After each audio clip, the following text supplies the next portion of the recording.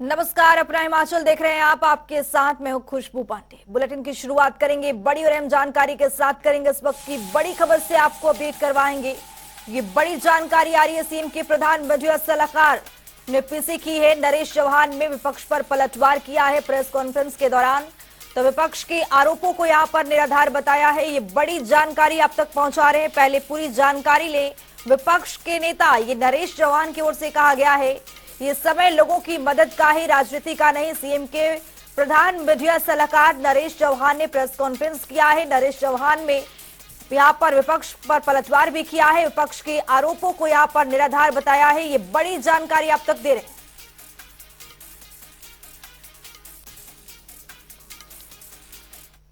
बिल्कुल निराधार आरोप है, गलत आरोप है। ये केवल मात्र राजनीतिक दृष्टि से ये जो है स्टेटमेंट है। बिल्कुल आप समझते हैं जिसका नुकसान होता है उसका पूरा अंकलन करता है एडमिनिस्ट्रेशन।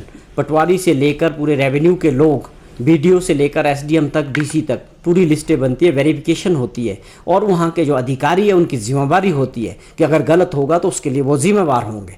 ये चीज़ बिल्कुल गलत है। अगर कोई व्यक्ति छूटा है तो उसको अभी भी अपने आप को शामिल करने के लिए सरकारी कर्मचारियों के पास, अधिकारियों के पास जाना चाहिए और जयराम जी को भी ऐसी लिस्ट बतानी चाहिए कि कहाँ पर उनको लगता है कि केवल कांग्रेस के लोगों को ये राहत मिल रहा है। देखिए, आपदा जब आई थी तो वो ना कांग्रेस के लोगों पे आई थी ना बीजेपी के लोगों पे आई थी। वो आम जनता जो हिमाचल प्रदेश के वासी है उनके ऊपर आई थी। वो ये देख के नहीं आई आपदा, या किसी ने घर खोया तो इसलिए नहीं खोया कि कांग्रेस का आदमी है या ये भाजपा का आदमी। हमारे लिए सब लोग बराबर है। इसमें बिल्कुल भी सरकार की कोई मंशा नहीं है कि ये किस दल से हैं, किस राजनीतिक दृष्टि से हम इस काम को नहीं कर रहे हैं। तो मुझे लगता है अगर कहीं छुटपुट ऐसी घटना उनको उनके जहन में आई है और उनको अगर इसका कोई डाटा है उनको हमको बताना चाहिए, डिप्टी कमिश्नर को बताना चाहिए अगर कोई व्यक्ति छूट गया। हरौली विधानसभा में उप मुख्यमंत्री मुकेश अग्निहोत्री ने 31वीं खंड स्तरीय चिल्ड्रन डे साइंस का शुभारंभ किया है, जिसमें उन्होंने कहा है कि हरौली विधानसभा में बड़े स्तर पर विकास परियोजनाओं और क्षेत्रवासियों की आवश्यकताओं के लिए कार्य किया जा रहा है ताकि क्षेत्र में भावी पीढ़ियों के लिए भी लाभ सुनिश्चित किया जा सके।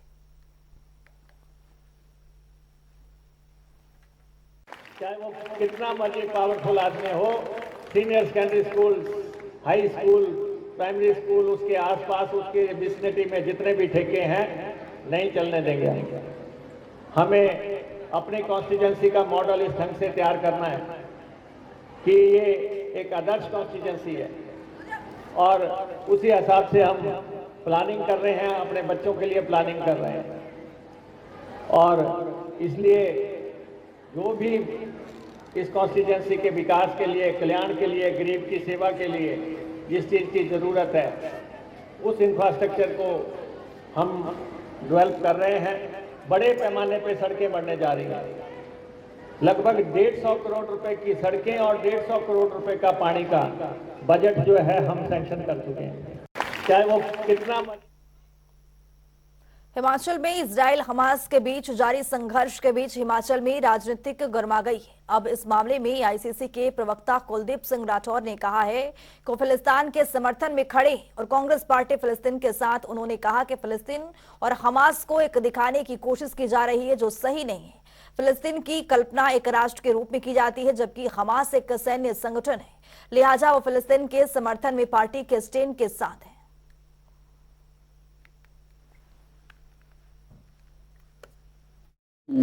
देखिए, मैंने मध्य प्रदेश का 3 चरणों में दौरा किया। उसके बाद जो है अपनी रिपोर्ट पार्टी आलाकमान को सौंपी और मुझे खुशी है कि मेरी जो रिकमेंडेशन थी चुनाव क्षेत्र में उम्मीदवार को लेकर, बहुत सारे जो मेरी रिकमेंडेशन थी उनको टिकटें मिली हैं। मुझे पूरा विश्वास है जिस ढंग से मैंने मध्य प्रदेश में देखा है कि लोगों का रुझान जो है कांग्रेस पार्टी की तरफ है और कांग्रेस पार्टी वहाँ इकट्ठी है। और वहाँ सरकार तो पहले भी कांग्रेस की बनी थी, लेकिन दल बदल के जरिए जो है सरकार को गिराया गया, उसको लेकर भी लोगों में वहाँ बहुत रोष मैंने देखा। और अब चुनाव की घोषणा हो चुकी है। मेरा ये मानना है कि वहाँ निश्चित तौर पे सत्ता परिवर्तन होगा और कांग्रेस पार्टी फिर से सत्ता में आएगी। तो रुक करेंगे बड़ी जानकारी की और इस वक्त की बेहद जानकारी से आपको अपडेट करवाएंगे। ये बदी से बड़ी खबर आ रही है। बदी से मारपीट का एक वीडियो वायरल हुआ है। मेडिकल स्टोर संचालक में ये मारपीट हुई है। ये बड़ी जानकारी आपको दे रहे हैं। ग्राहकों को लेकर यहां पर जमकर मारपीट हुई है। पुलिस ने पूरा मामला ये शांत करवाया है। ये बड़ी जानकारी बद्दी से आपको दे रहे हैं। बद्दी से मारपीट का ये वीडियो जो है वो वायरल हुआ है। मेडिकल स्टोर संचालकों में ये आपसी मारपीट हुई है। ये वीडियो आपके सामने, तस्वीर आपके सामने है किस तरह से यहां पर पूरी झड़प चल रही है एक दूसरे के बीच। पूरा मामला जो है, इस पूरे मामले को पुलिस ने यहां पर शांत करवाया है। बद्दी से मारपीट का ये वीडियो लगातार प्रदेश में जिस तरह से दिन दहाड़े गुंडागर्दी का ये जो मामला सामने आ रहा है, अपने आप में सवालिया निशान खड़ा करता हुआ ये नजर आ रहा है। ये बद्दी से आपको तस्वीर दिखा रहे हैं। बद्दी से मारपीट का जो वीडियो है वो वायरल हुआ है। मेडिकल स्टोर संचालक में आपसी झड़प हुई है। ग्राहकों को यहां पर लेकर मारपीट हुई है। तस्वीरों के जरिए देख रहे हैं किस तरह से यहां पर पूरी तरह से झड़प चल रही है। और ये वीडियो लगातार सोशल मीडिया पर वायरल होता हुआ नजर आ रहा है। मेडिकल स्टोर के संचालक जो है वो आपस में भिड़ गए हैं। ग्राहकों को लेकर यहां पर जमकर मारपीट हुई है। हालांकि इस पूरे मामले को शांत करवाया गया है। ये बदी से बड़ी खबर, ये देखिए सोशल मीडिया पर किस तरह से वीडियो वायरल हो रहा है। आपसी झड़प, ग्राहकों को लेकर ये मारपीट हुई है जानकारी के मुताबिक।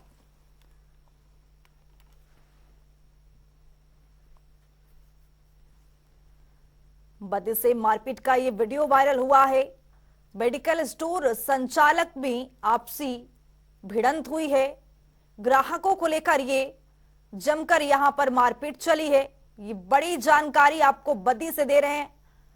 वीडियो भी आपके सामने है। मेडिकल स्टोर के संचालक आपस में भिड़ते हुए यहां पर नजर आ रहे हैं।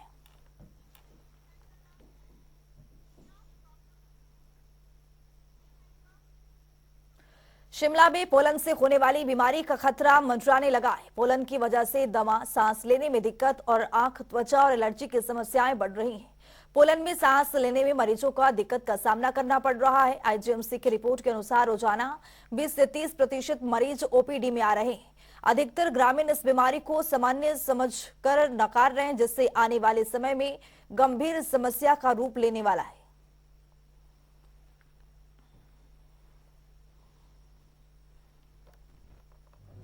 पोलन जो है यूजुअली ये जो है एक सीजनल एलर्जी का कारण है। जो लोग जिनको एलर्जी होती है इस चीज़ से, पोलन से, वो यूजुअली इस सीज़न में ज़्यादा उनको आती है। तो इसके जो सिम्टम होते हैं, या तो सिंपल आपके स्नीजिंग, राइनोरिया यानी कि नाक से पानी वगैरह चलना, आँखों में इरिटेशन ये हो सकती है, या किसी किसी पेशेंट को जिनमें बहुत ज़्यादा एलर्जी होती है या जो पहले से सेंसिटाइज है इसके लिए, तो उनमें काफ़ी ज़्यादा हो सकता है कि ये आपका दमा का या आस्थमा जिनको बोलते हैं उसको भी प्रेसिपिटेट कर सकते हैं। तो ये एक आस्थमा का एक ये कारण भी हो सकता है, लोगों को अफेक्ट ना करे। देखो उपाय तो इसका एक ही है कि हम जब भी ये सीज़न होता है, नंबर 1 तो मास्क का यूज़ करें। हम जब भी बाहर निकलना है और चलना है उस टाइम हम मास्क का यूज़ करें। दूसरा, जिन लोगों को ये सिम्टम्स इनको होते हैं वो उस टाइम अपने एंटी एलर्जिक और जो मेडिसिन है वो शुरू कर ले। अगर वो सीजनल लेते हैं तो उस टाइम जब भी ये सीज़न आता है तो उस टाइम वो ले सकते हैं। हिमाचल में ड्रग विभाग केंद्रीय जांच में खुलासा हुआ है कि 12 कंपनियों की 15 दवाओं के सैंपल फेल हुए हैं। केंद्रीय औषधि नियंत्रण संगठन ने देश में कुल 1188 दवाइयों के सैंपल भरे थे, जिसमें से 1126 सैंपल पास हुए और 62 मानकों पर सही नहीं पाए गए, जिनमें से हिमाचल की 15 दवाइयां हैं। राज्य ड्रग कंट्रोलर नवनीत मरवाह ने सैंपल फेल होने की पुष्टि कर बताया है कि विभाग ने सभी कंपनियों को नोटिस जारी कर दिए हैं। वहीं बाजार में स्टॉक वापस मंगवाने को कहा गया है। विभाग ने फेल होने वाली दवाइयों के लाइसेंस भी रद्द कर दिए हैं।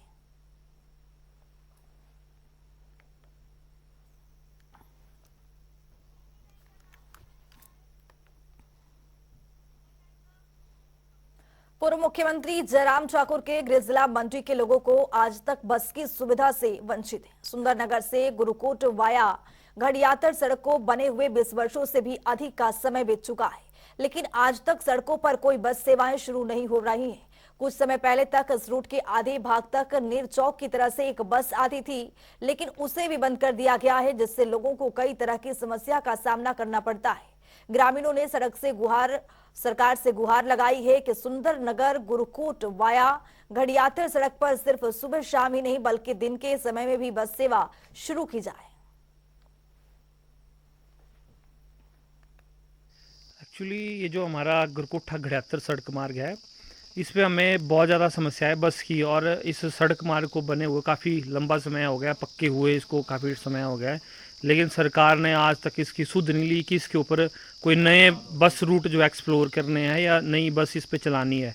एक सुबह आती थी बस, वो भी अपने यहाँ से सीधी नीर चौक जाती थी। अब सुंदरनगर की तरफ मैक्सिमम लोग हमारे यहाँ से जाते हैं, वो झोर जाना पड़ता है उनको, आगे पुल टूटा हुआ है, वहाँ से आगे कनेक्टिविटी अभी नहीं है, तो बहुत दिक्कत का सामना लोगों को करना पड़ रहा है। हम सरकार से ही मांग करते हैं कि इस जो सड़क मार्ग है, 9 किलोमीटर लगभग सड़क मार्ग है, इस पे सुंदरनगर की तरफ कोई भी बस हमारे पास अभी नहीं है। सरकार से ये दरख्वास्त है कि इस रूट के ऊपर कोई ऊपर लेदा से कोई बसें जाती हैं, नीचे से कोई, उसको यहाँ से भेजा जाए, उसको डाइवर्ट किया जाए जब तक नया रूट इसके लिए कोई एक्सप्लोर किया जाए सुबह शाम के लिए।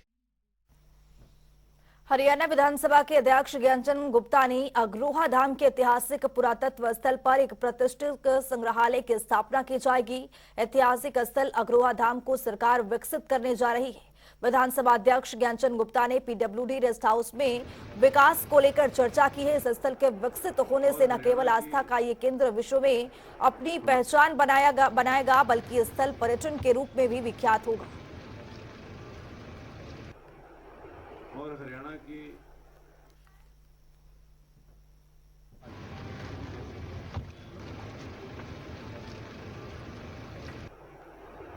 हरियाणा की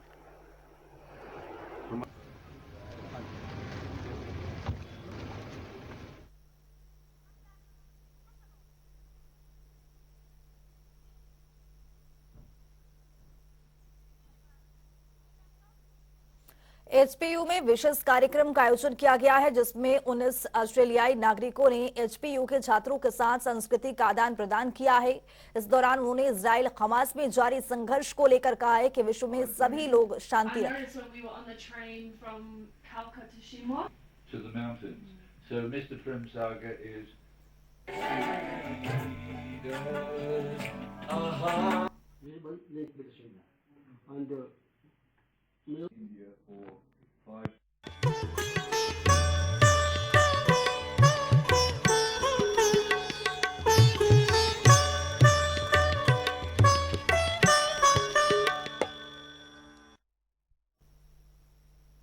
शक्तिपीठ ज्वालामुखी मंदिर में छठे दिन मां कात्यायनी की पूजा अर्चना की। ज्वालामुखी एसडीएम डॉक्टर संजीव शर्मा ने मंदिर की व्यवस्थाओं का यहां पर जायजा लिया और माता ज्वाला के दर्शन भी किए। उन्होंने बताया कि श्रद्धालुओं की हर सुविधा का ध्यान रखा जा रहा है।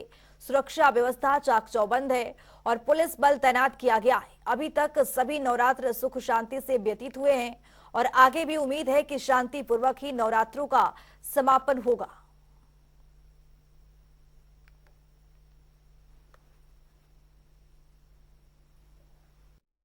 की कृपा सब पे बनी रहे। जैसे कि आप सबको विदित है कि शादी नवरात्रे लगे हुए हैं और आज छठा नवरात्र है, तो आज से हमने छठा, सातवां, 8वें तक जो है मंदिर 24 घंटे खुला रखना है, जिससे कि श्रद्धालुओं को कोई असुविधा ना हो और उनके लिए जो व्यवस्था वो सुचारू रूप से हमने कर रखी हुई है। यहाँ पे खाने पीने का लंगर भी लगाया हुआ है।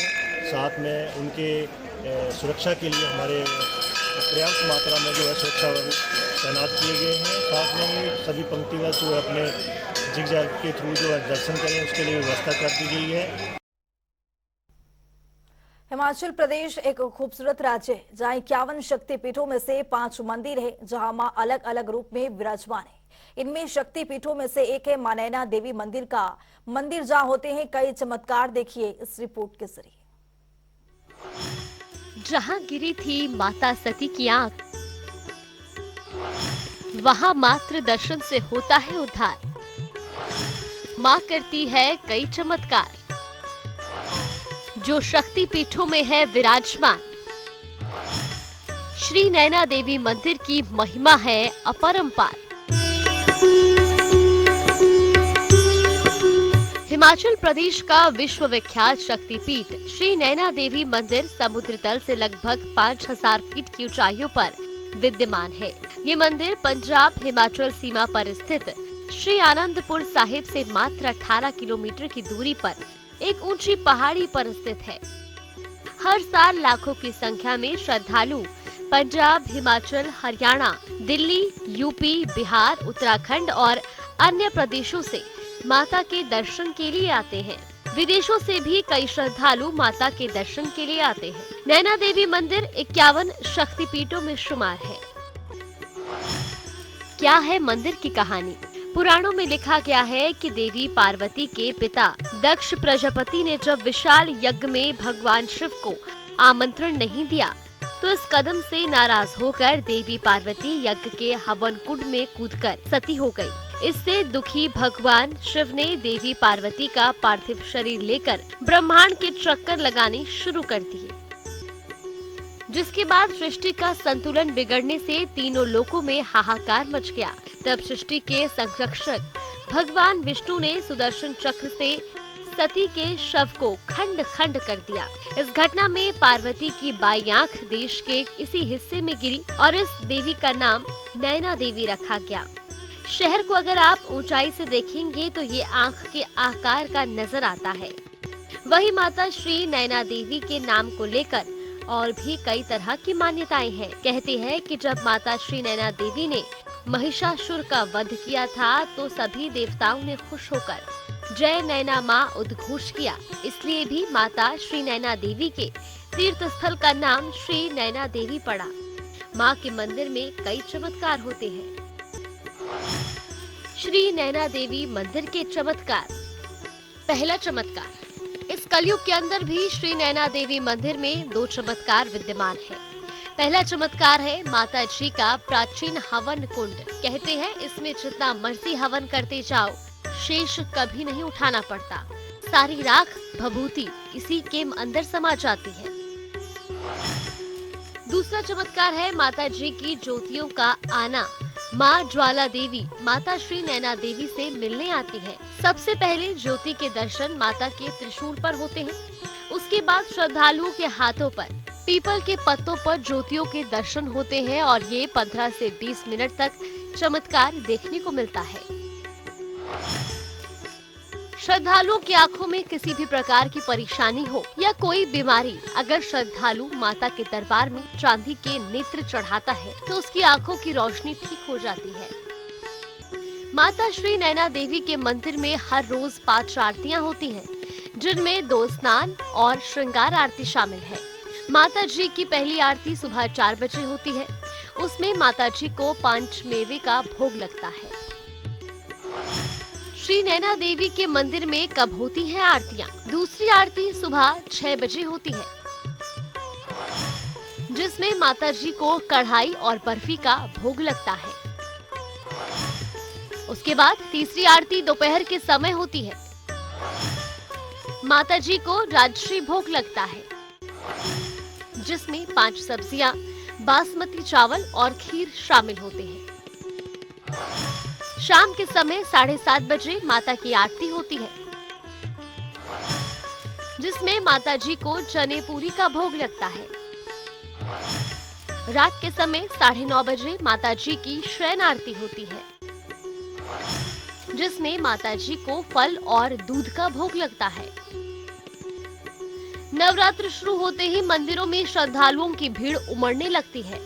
मंदिर में विराजमान साक्षात माँ अपने भक्तों की हर मनोकामना पूरी करती है। माँ के दर्शन के लिए यहाँ भक्त दूर दूर से मंदिर में पहुँचते हैं। माँ भी अपने भक्तों का उद्धार करने में कहीं पीछे नहीं रहती और उनकी मनोकामना पूरी करती है। न्यूज डेस्क और बिलासपुर से सुभाष ठाकुर की रिपोर्ट। तो रुक करेंगे अगली बड़ी खबर की और ये बड़ी जानकारी आ रही है। सुकू सरकार की बड़ी कार्यवाही यहाँ पर देखने को मिले है। जिला परिषद के डर के 167 जेई के सेवाएं यहाँ पर खत्म कर दी गई है। आउटसोर्स कर्मचारियों की यहाँ पर भर्ती होगी। 3 सितंबर से हड़ताल पर ये जीप कर्मी कर्मचारियों की ड्यूटी ज्वाइन करने की यहाँ पर आदेश दिए गए हैं। ये बड़ी कार्यवाही सामने आया है मुख्यमंत्री सुखविंदर सिंह सुक्खू की ओर से। नमस्कार सर, मैं विनोद पठानिया, जिला अध्यक्ष जिला परिषद कर्मचारी संघ जिला कांगड़ा, हिमाचल प्रदेश। ऐसा है कि हम सिर्फ एक ही डिमांड लेके बैठे हुए हैं विभाग में बिले। हमारा इससे एक्स्ट्रा और कोई सरकार से ना तो कोई मांग है और ना ही कोई बात है, और हम बिल्कुल जायज़ मांग को लेके बैठे हुए हैं। सरकार का क्षेत्राधिकार है, सरकार जो चाहे वो कार्रवाई कर सकती है, उसके बारे में हमने कुछ नहीं बोलना। लेकिन हम जब तक हमारी ये मांग विभाग में बिले का पूरा नहीं होता तब तक हम बैठे रहेंगे। अपना हिमाचल में मेरे साथ इतना ही। नमस्कार।